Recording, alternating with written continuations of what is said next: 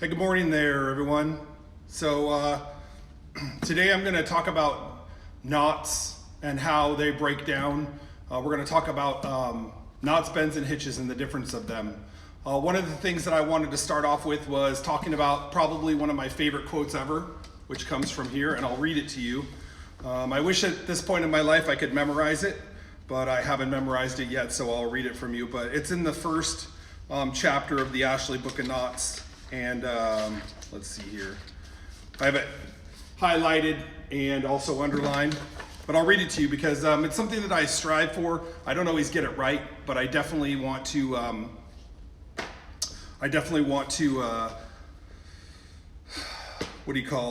Read it to you because I want to make it part of my language more. So it goes like this. Sailors have an idiomatic language of their own, which provides about everything needed for a discussion of knots. A splice is put in. A hitch is made fast or taken. Two ropes are bent together.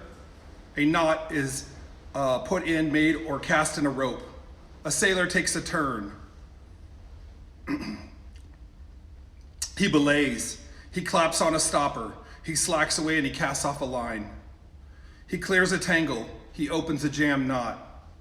And he works a Turk's head or a sennet. But about the only time he ties is when his voyage is over. He ties to the wharf. The word tie is used so seldom by the sailor only because it is too general of a term for daily use, where something specific is almost always called for. But when a sailor refers to the subject of the whole, he always speaks of tying knots or not tying, right? So that's one of those things that I try to, incorporate those words on when I'm giving instructions to students, but I don't always get it right. And some of it may be old, but maybe just from the history part of it, that's what I'd like. But some of the things that it talks about, the word knot has three distinct meanings in common use. In the broadest sense, it applies to all complications in cordage, except accidental ones, such as snarls, kinks, and complication adapted for storage, such as in coils, hanks, skeins, balls, etc., or basically how it's manufactured and sent to us.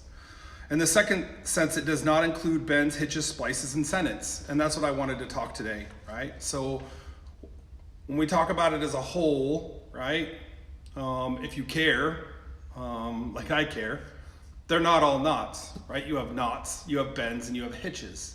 So one of those things that I try to teach my students is it's not just knot tying, right? Because the applications are different. And what are the applications for? What does it mean to bend? What does it mean to hitch? And what does it mean to tie a knot, right? So basically, a hitch is when you make something off or fast to another object, such as a handrail or a stanchion or some kind of object, right? Generally, that's it is. And we'll get back to how there's some of those knots that have different names, but generally, when you're making a hitch, you're making it off to something solid, right? Something like a handrail or a bar, a spar, a stanchion, something like that. When you have a bend is joining or marrying two lines together. So they could be of equal size or unequal size. And then the last of a knot is something that's made into itself or tied into itself. Now people will say to me like, let's see, what about a square knot, right? Because a square knot is actually what? A bend, because you're joining two lines together. Square knot's been a square knot for, it's probably, I think they say it's the oldest, even older than a bowline, or somewhere around the same time, right? So it's a square knot. Really, what it is it's bending two lines together. You talk about those kind of things, and people get kind of confused in it, it's a stopper knot or it's a this or a knot, but for the most part, they're all classified in those three categories: a knot, a bend, and a hitch. So when in here today, later on, I think I'm gonna run a video and show you the difference. I'm gonna break them down into the groups. When I talk about the knots here that I'm talking about, and not your favorite knot necessarily, but what I'm talking about for us is the Coast Guard required able seaman test administered by the National Maritime Center. What are the knots that are required for someone to get their able seaman? And so we're going to break down those ones. And there's lots of variations of those. But we're gonna go with the way that we teach it here, and I'm gonna show those three distinct things. Like I said yesterday, not all of them I agree on. I'm not a big fan of the barrel hitch. Not one of my favorite things. And I'm not a fan of the French Bolen, which is called the Portuguese Bolen, by the way, if you read other publications.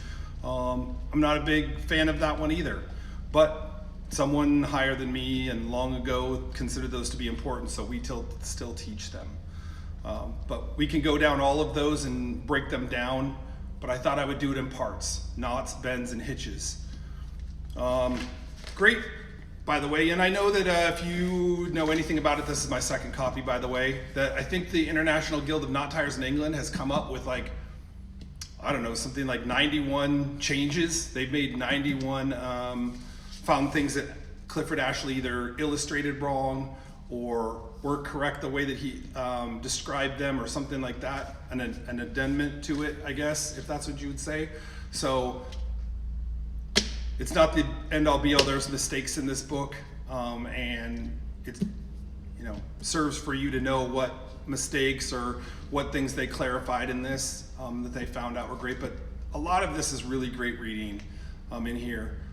How I came up with a couple of my custom rigging knives were taken out of the illustration in here. I'm going to talk about it. I guess I'm going to go off on a tangent here. Squirrel. If you are learning to tie knots, this is not necessarily the book for you. It's an expensive book. Unless you can get a cheap copy of it or a free copy. Not a book for you learning to tie knots, to start out tying knots. Like, I made a video a while back, sorry. No, I wasn't prepared for this. This is a book that would be good for you. I like this book a lot. If you're looking to learn to tie knots. If you're looking for history, if you're looking to learn more, to have an idea, to know a little bit about it, this is the book right here. Also, what I like to call Hansel and Gretel, but the Cornell Encyclopedia of Knots is another one that's considered to be an important book. But again, if you go in there and you read just the first part that talks about the tools, it talks about the kinds of the tools, their usages, different professions, those kind of things. You'll find that in this book. Some of more information. And for the couple of people that told me that there is no such thing as rope on a boat, I disagree with you, and I disagree with you a lot. When somebody tells me, oh, you don't know what you're talking about, there's no such things as ropes on a boat, you are wrong. First of all, if it's still on a spool, if it's still on a box, if it's still unused and it hasn't been designated for anything, it's still rope. Just because it's on a boat doesn't mean that it's a line. Line means that it's been designated, that it has a use or it has a potential use. When it's still on a spool, it's still rope. That's why a lot of boats have rope lockers. Some have line lockers, but a lot have rope lockers, right? So don't tell me that. Then you have man ropes, and you have gob ropes, and you have bolt ropes on sailboats, and you have bell ropes. There's a ton of them out, or not a ton of them, but there's more than, I think, 8 or 9 of the kind of ropes that are on a vessel. So when you tell me there's no such thing as a rope, I disagree. If I break it out onto the deck and I still haven't put a splice in it, I've just cut it, it doesn't have a designated use yet, it's not there, it's just a piece of rope. People get a little bit too passionate about that and tell me, relax, dude, relax. It's just a piece of rope. I know we call it lines, mooring lines, and all sorts of heaving lines and all that, I get it. Been doing this for a while. But these couple of people that have told me, oh, you called it a rope, breathe, woosah. All right, anyways, yeah, so that's what I'm gonna do. I'm gonna break down some of these knots, bends, and hitches today, and I'm gonna talk about them, and I'm going to demonstrate them all in a row, talk a little bit about their application. I might put it all in one video, or I might not, but you get a chance to get one of these, I recommend you don't pass up on it. If you're want to learn knots, this is not the book for it. This is one to expand down the road, read, get some information, find out about everything that's in there. So Thanks, guys. I'll be back in a bit to show you some of the stuff that I plan on doing. Thanks a lot.